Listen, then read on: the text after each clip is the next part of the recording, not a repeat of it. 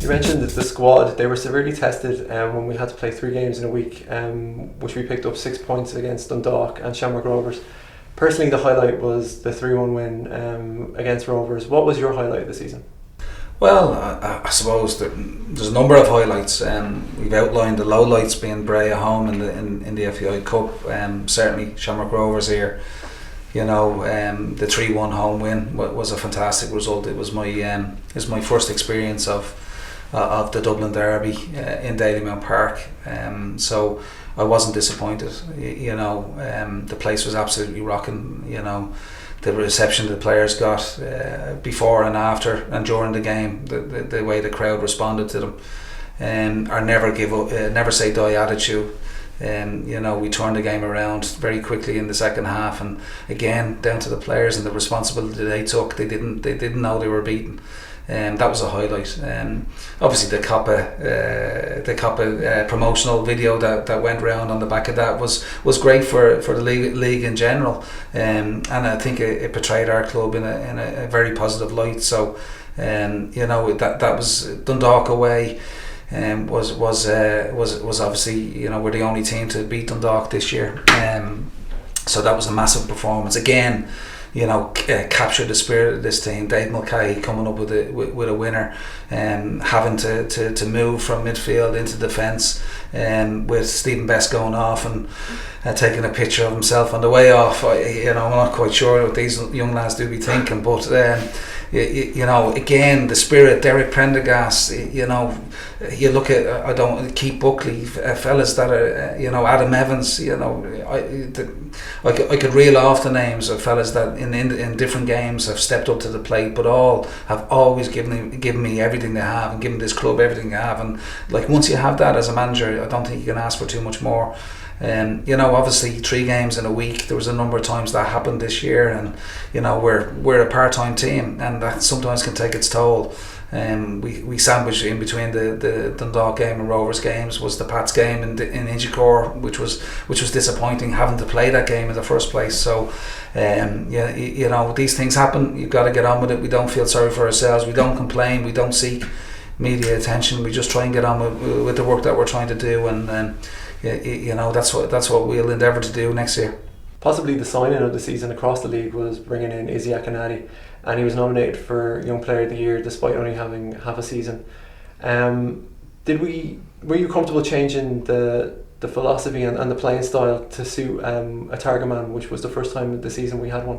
Well, listen, we just because we have a 6'2" striker doesn't mean we're a long ball team, and I try and emphasise that to the players. There's if we become one-dimensional, if you go too direct too soon, we're easy to defend against, and defenders will drop off, and they'll read the game that little bit easier. So we've got to be a little bit more clever. Izzy is a target man. He scores goals. He's got pace. He's got power. He has that. He puts fear into defenders.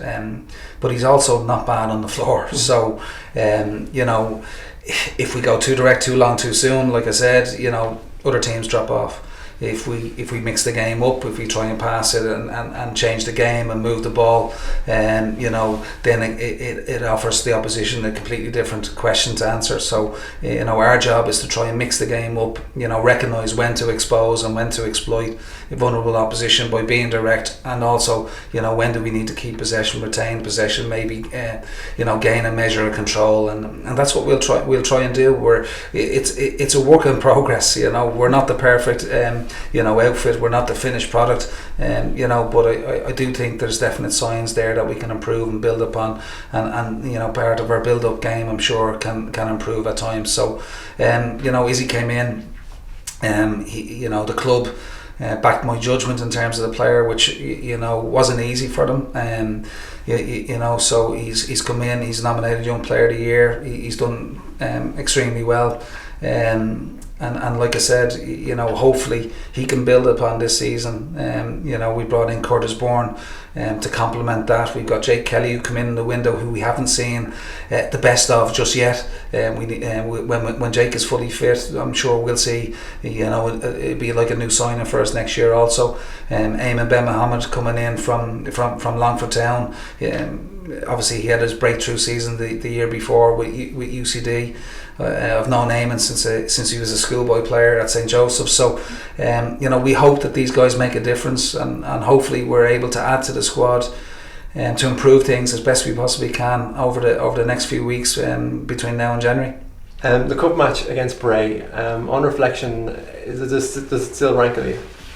The rawness has gone out of my emotion on the night was clear for all to see. But sometimes as managers we tend to we can mask over our own deficiencies by blaming others. So I don't think that was the case in this situation.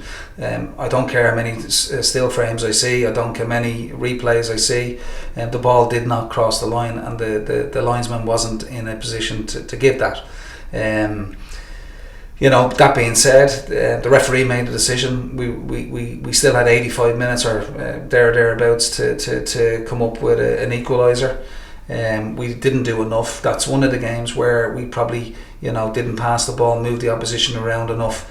We didn't drag defenders out of position enough to create and expose the opposition. Argue on one hand that we had 85 minutes to get an equaliser, but also on the other hand you could argue that we had 85 minutes to if it was 0-0 and that decision wasn't made, well, then the least we deserved out of the game was a replay.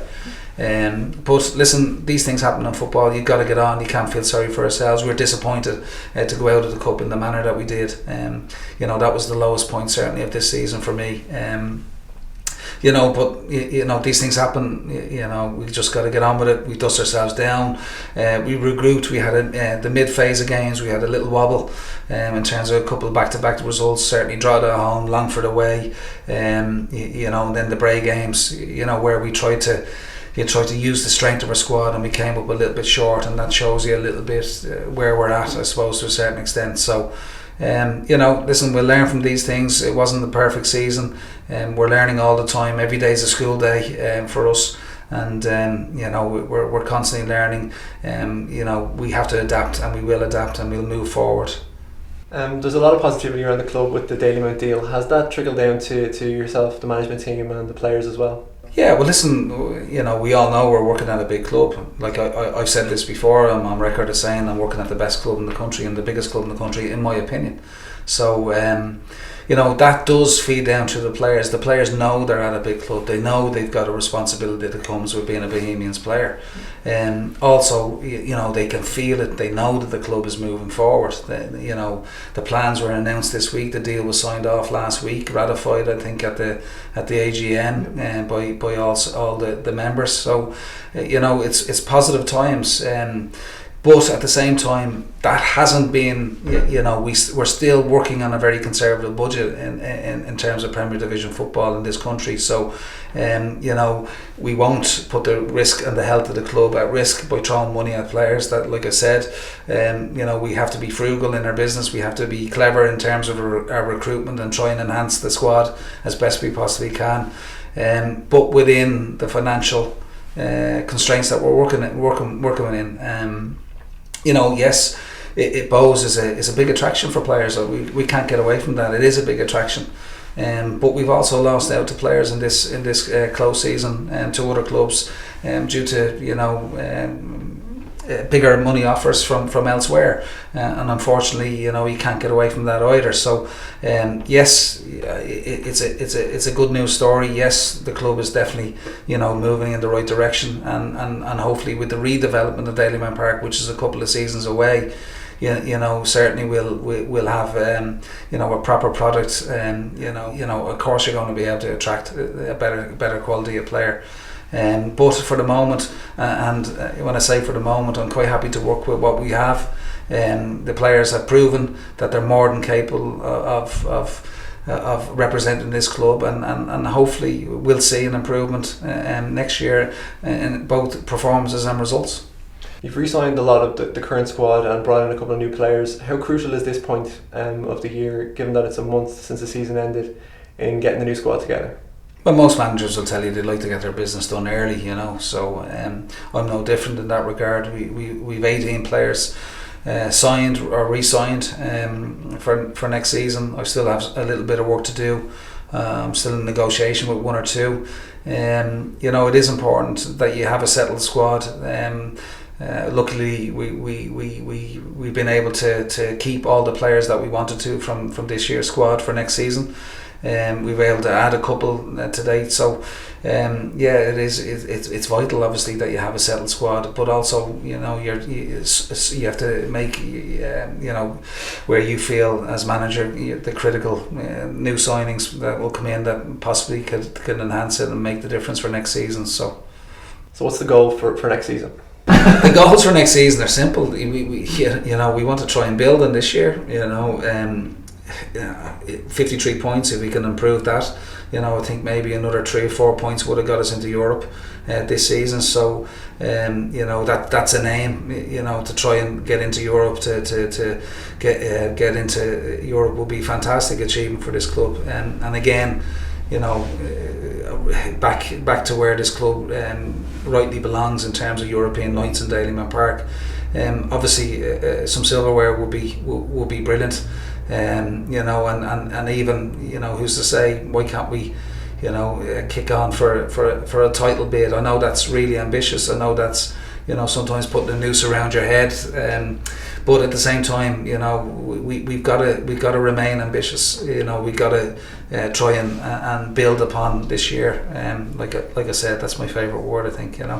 But listen, that's the reality of the situation we're in. We can't look back. We got to make sure that we try and move it on, and if we can, make improvements on this year.